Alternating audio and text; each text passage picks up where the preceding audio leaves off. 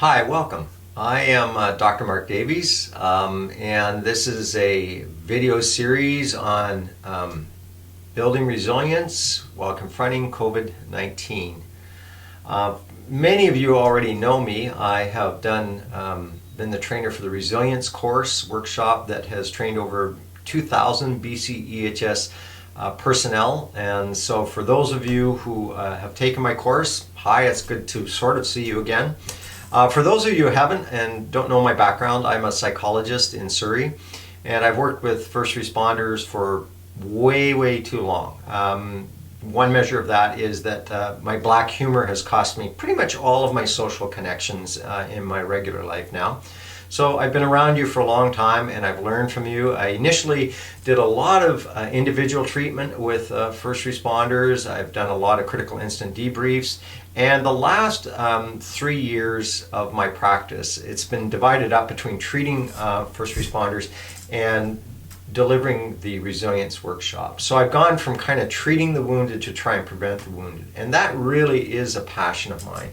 I think that there's so much we can do to help really lessen the psychological distress and then the psychological issues that come out of being a first responder that almost seem inherent to the job. I really honestly believe there's ways that we can lower that. And so I've been doing that resilience workshop. I was scheduled to do it for the rest of this year, but there's this bug going around you probably have heard about, and it changed everything.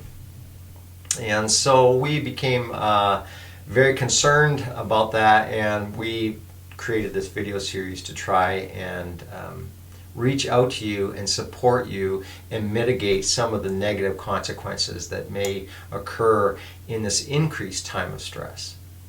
And COVID-19 has absolutely changed everything. It seems like in the blink of an eye, our entire world has changed. The way we live has changed. What we've come to value has changed.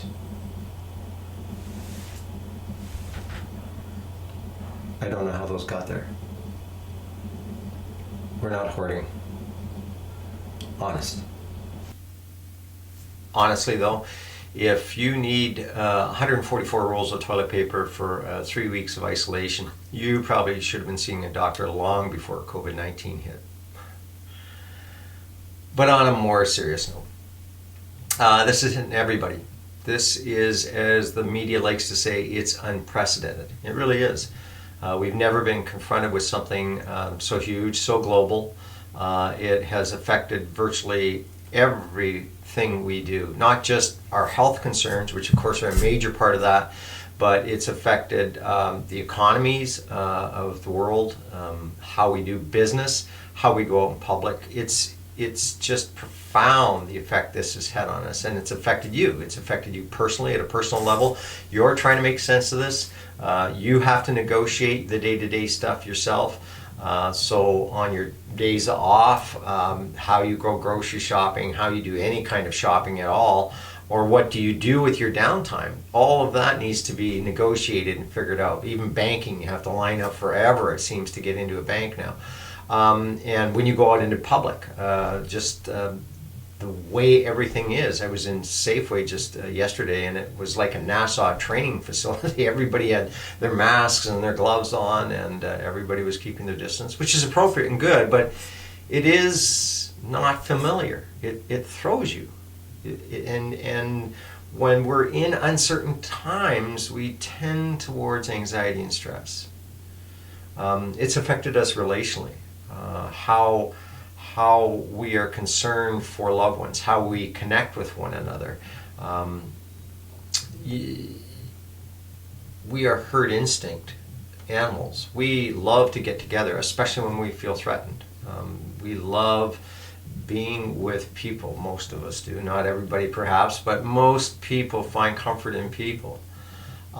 So how do we negotiate that? How do we get that social needs met, considering we have to social distance?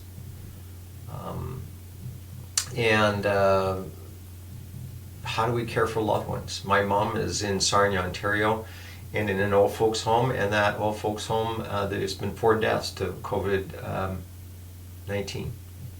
And so this affects me personally. How do I negotiate the care, the love, and my desire to want to be with my mom? What do I do with that? How do I prevent that from chewing me up? So we need to, think about those things and get really creative and put our heads together in that. It affects you professionally. In the blink of an eye, the very way that you are a paramedic, and even who you are as a paramedic has changed. You go into the danger zone. Everybody else in this world is running away from COVID-19, and you're going into it. And then you have to come home to loved ones. And how do you negotiate that? How do you negotiate that you might infect them, that you might be the cause of harm to them? Very real problems, just going home. And what home life is like for you, and how you negotiate relationships with others, intimate others especially. How you carry out work, your PPEs, the donning and doffing of those, and how much just that routine has thrown everything up in the air. It slows everything down, and it just doesn't feel right. How you go through a front door checking for COVID-19, it doesn't feel right. You are out of your element, and so there's enormous stress on you because you are truly the frontline workers of this. Like, you are walking right into harm's way on our behalf, and just that stress alone. But now we had all the other stressors of how you do your work, and then how you go home and what home life is like. These are enormous issues that you are facing, and this is why we wanted to reach out to you. For obvious reasons, my resilience seminars have been put on hold until we can get back together in groups. But in the meantime, we wanted to form a stopgap measure to reach out to you and support you in the work that you do. So Marcia McCall from the CISM program said, what can we do? We came up with these videos, so it's going to be a series of videos that are intended to support you with mental resilience. Now, you already guessed that my PhD is in psychology, not necessarily in filmography. So I'm filming this at home and putting on slides, and there's an editing process gone on by BCEHS. And we're on the learning curve. We're trying to get this out. We're trying to give you something of quality, but we're going to need some patience from you. But this is, like everything, a stopgap measure. We're finding our way in this crisis as well. So we want to try and mitigate the very negative, very real, but very negative potential effects that COVID-19 will have on your mental health. Honestly, I think that's the best we can do, is try to mitigate them. To erase them, I think, is pie in the sky thinking. There's going to be burnout. The stress levels are going to be high. But how can we give you the tools that you will need to keep them at a tolerable level so that it doesn't have really large, huge, disruptive, ongoing negative consequences in your life? Those of you who have taken my resilience seminar, you already know that you're an at-risk population before COVID-19 hit. That generally speaking, and this is a little bit rough, but generally speaking, paramedics are 3 times higher than the general population for suicide, for PTSD, for depression, anxiety. Divorce rates are much higher. Substance abuse, there's big substance abuse issues. That's all going to get jacked up. We know, for example, we know in a crisis like this, in isolation, that there's a number of things that go up. So substance abuse goes up, pregnancy goes up, domestic violence goes up. So, get drunk, have sex, find out they're pregnant, get mad. That is the cycle. So how do we break that cycle? How do we not do these destructive things? And what I've come up with is this series, and it is a series right now. We don't know how long it's going to go on for because we're not sure about the funding, but it's a series of training exercises in what I call the 5 pillars of resilience. So what I've broken it down to is 5 major areas that all resilient people practice. And then under each of those areas, what I'm going to do is get very specific about something you can do in that area. And if this goes on for a long time, and if we can get funding, for hopefully what we'll be able to do is continue on. So we'll go through the 5 ones and then go back to the top, do a new series with new exercises and et cetera, et cetera, et cetera, all the way through. So in this session, what I'm doing today is I'm not going to go in depth in any of the subject matters, but I want to give you the 5 pillars of resilience. These are the 5 things that all resilient people practice. And then what I want to do is come back to each one of them and expand on them and give you a very, very specific exercises that you can apply to build on them. The first one that resilient people do is they actually choose resilience. They don't become a victim. There's a TED Talk I would really encourage you to watch. It's called The 3 Secrets That All Resilient People Practice by Dr. Lucy Hone.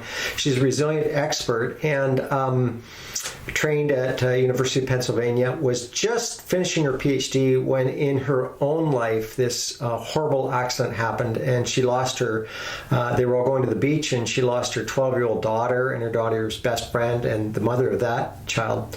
So it was a terrible accident. It wiped her out and she sat at home and was consumed by grief. Most experts agree that the loss of a child is the hardest emotional thing we'll ever go through.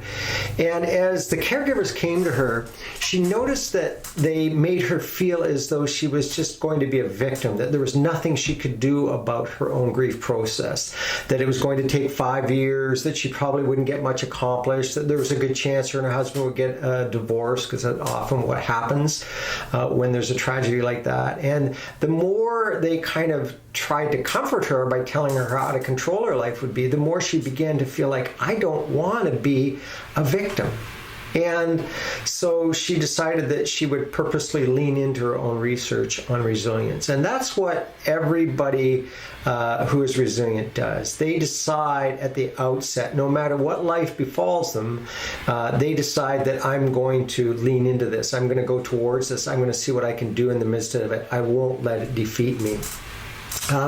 When life really throws us a curveball, like the loss of a child, like the loss of health, or even all the losses that COVID has thrown at us, or the way you do work and the danger and the stress.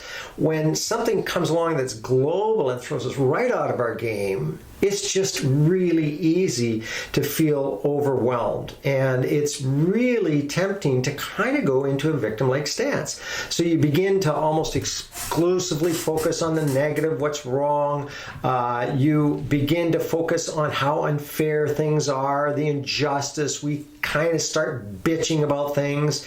And we really focus on all the things we like to control but we can't control. So we get stuck in this downward spiral that's very negative and very bitchy, and the end product is we feel very helpless, which is not a good place to be. One of the secrets that resilient people know is they know that life is hard and they accept that. They just don't spend a lot of time barking about it. They get on with it. Scott Peck wrote a book in the 1980s. It was one of the longest books on the New York Times bestseller list, called The Road Less Traveled. In the very first paragraph of that book, he wrote, "Life is difficult. This is a great truth, one of the greatest truths. It's a great truth because once we truly see this truth, we can transcend it. Once we truly know life is difficult, once we truly understand and accept it, life is no longer nearly as difficult." And so that's a great truth. If I were to put it in first responder language, resilient people understand shit happens and shit happens to them, and they don't like it better than anybody else. They just don't spend a lot of time barking about it. So they move on to what they can do and practice resilience. So that's the first decision. The second pillar is practicing courage. how do we manage our fears and our worries? This is a time of incredible uncertainty. It isn't just a health problem, and I don't mean just, because that's big. It's a relational problem. We don't relate to people the same way we can. It's a daily routine problem. And behind all of this is the world economy is kind of crumbling as we know it. So there's a lot going on, more than maybe any other time in history. And that's a lot to be hit with. And when we listen to the media, I don't know if you've noticed this, but the media obsesses about our psychological well-being, and I think not in a good way.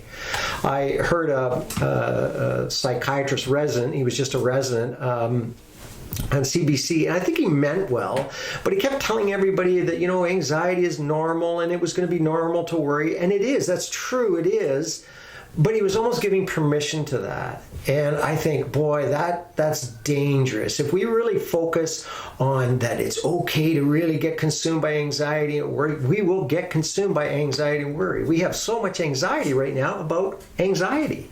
I just don't think that's been helpful. Franklin Delano Roosevelt, World War II, succinctly put it. He said, we have nothing to fear but fear itself. The Brits in London during the Blitz, it was the keep calm and carry on. It's not that they didn't have fears or anxieties, but they were able to put them into a manageable level and get on with it and do the things they needed to do. That's easier said than done, for sure. But what I want to do is come back to that, and I want to look at what we do with our anxiety, what do we do with our worry, how we can control it, and how we can move past it. So that'll be one of the sessions. The third one is learning to manage our focus, learning to become not so negative but more positive. That's what resilient people do. For those of you who have taken my resilience seminar, I want to help you recall the video I used with Sam Burns. For those of you who have not seen the resilient seminar, I would refer you to that TED Talk. And again, we'll put up links for these things at the end of this talk so that you can find these references.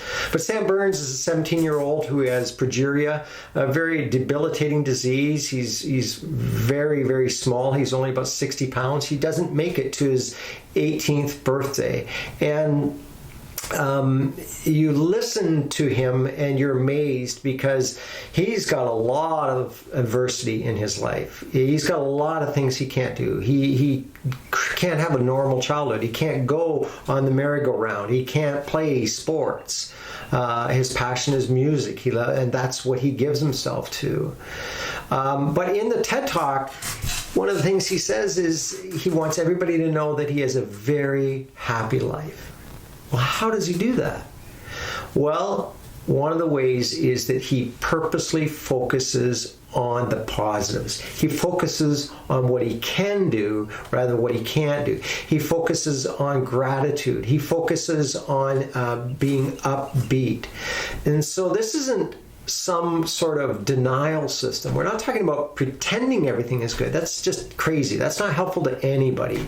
And again, it's not easy, but resilient people, one of their patterns is they acknowledge the negative, they engage in the negative, but they don't stay in the negative. So how can we actively move our minds from that focus of negativity, that threat detection that paramedics are so well trained in? You're all about threat detection, you're all about harm and risk, and that's going through the roof with COVID-19. How can we move that to turn that off and turn it on to other things that are really positive and good? What are some of the good things about COVID-19? I feel almost embarrassed to say to you, I found it very freeing. It's really cut away a lot of my crazy busyness, and just not going to stores or not doing a whole bunch of activities has really helped me center down. I really actually find some good things happening in this, and so I pay attention to that. The fourth pillar of resilience is choosing what is helpful over what is not. That just sounds so easy. It's so practical. This, again, comes out of Dr. Hohn's work, which is very impressive. But there's this just simple idea of, is what I'm currently doing helpful to me or not? One of the things that I enjoy about COVID-19, if there are things you can enjoy about it, is the humor. And I'm not going to avoid all Trump jokes, just so you know. I'm going to try, and it's just too easy. But one of the ones I read was Day 1 journal, Day 2 journal, of somebody going through COVID-19. I thought it was very, very funny. It was like Day 1, he's very up, he's very positive, because he's stocked up on groceries, he's stocked up on toilet paper, he went to the liquor store and he's stocked up on wine. And then Day 2, he's already drank 8 bottles of wine, and he realized he might underestimate how much he'll need for this crisis, right? You know what? He's not choosing good behavior. It's easy to do. It's easy to do the extra glass of wine, or the extra 2 glasses of wine. It's easy to watch 5 hours of Netflix. It's easy to mindlessly go online and do social media. Whatever it is, it's easy and it's very tempting to do. What resilient people do is, in that process, they go, is this really helpful to me or not? And if it isn't, they move away from it and they choose things that are helpful. So what we're going to do in a few sessions from now is I want to give you some very specific strategies that you can employ to help you make those decisions and to encourage you to really look after yourself, particularly when you're off work, because I think that's really going to be hard. You're going to be exhausted. It's going to be really tempting for you to do the not so good things. But that's not going to help you in the long run. You know, if you're a marathon runner, you don't want to stop for a cigarette, right? You might want to stop for some Gatorade or a stretch, but not a smoke. So how can we keep you on the positive track and good behavior? And the final one that I don't think very many people in the resilience field talk a lot about is building and participating in resilient communities.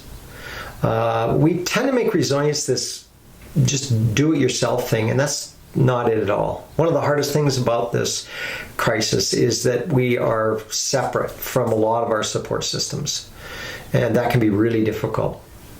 The original reality TV show, the very first reality TV show, you probably don't remember, you're too young, but I do, it was Survivor. That was the very first time it was on. It revolutionized the way we watch TV. Interestingly, the producers of that show hired somebody who had survived Auschwitz to watch the series and then analyze it after it was done. And they had him on for an hour and he talked about it. And one of the things that he said right off the bat was that the show Survivor wasn't about surviving at all. He said that whole game is based on each person for themselves, and that's not how you survive Auschwitz. And that's not how you survive what we're going through right now. This isn't an everybody for themselves thing. This is a we've got to pull together and do it together. But it's really hard because everybody's afraid. Everybody's much more stressed than usual. If you're at work, you're going into the hospital. I'm sure the hospital personnel are very, very stressed. You're stressed, partner stressed, station stressed. You come home, everybody's stressed. You're stressed about being out in public. So those assets, the people that we rely on, can really become something that becomes a burden for us. It can become very negative for us. And so we need to intentionally begin to shape the workplace and shape the home. When I do the resilience seminars, what's the number one thing that you all like about work? Coworkers. What's the number one thing you all dislike about work? Coworkers, right? So how do you build a resilient station for real? Like, are you thinking about that? Are you talking about that? Is there COVID-free zones? Are you doing practical things that you, or is it just kind of an exhaustion bitch party, which we need to stay away from? How do you manage home? How do you manage at home? Do you have ways that you're combating the isolation? For us, we kind of tend to roll the evenings a little bit. We play a game night one night, or we'll watch a movie another night, or we'll read. We like reading to one another night, or finally we just take a night off where everybody gets to do their own thing. So we kind of have a strategy in place to lessen the stress, and we need to be able to do that. So that's the 5 pillars, and the plan is to come up with about a half an hour of these webinars online and provide very specific strategies for each of the 5 pillars. So I want to give you some, it's informational, gives you some information about how to manage this stuff. Transformational, I want to give you some exercises so you can actually change behavior. And finally, I want it to be inspirational. I really mean it. If you know me, if you've taken my resilience seminars, you get a sense I'm not a pie in the sky guy. That's not who I am. But honestly, in this time, we need hope. We need to dig down and we need hope. We need encouragement. We need positivity. And that can be hard when the well is running dry. But this is BCEHS's way of reaching out to you to try and give you something. I'm going to try to do the best I can for you, provide you with resources, and really reach out to you. And so we want to connect with you that way. We want to hear from you. We want to hear what is working in these seminars, what's not working, what would you like to hear. And again, we'll give you details about how we're going to manage that. We're not sure at this point. We're just working on that even as I film. And also we want to hear if this is valuable. This is my first go at webinars. I'm a beginner. I hope the material gets better as it goes on, but I'm doing the best I can, and I hope you'll be patient with me. I want to thank you as we conclude for your incredibly important work. Everybody in this whole crisis is trying to get away from this disease, and you're running right into it. And so thank you. You're keeping us safe. And you're doing that at risk to yourself. And we know and appreciate that it's wearing you down and hard on you. And we want to reach out to you. We want to encourage you. We believe in what you do, and we are very, very thankful for the good work you do. So thanks, and I'll see you next week where we will be learning how to choose resilience. Take care.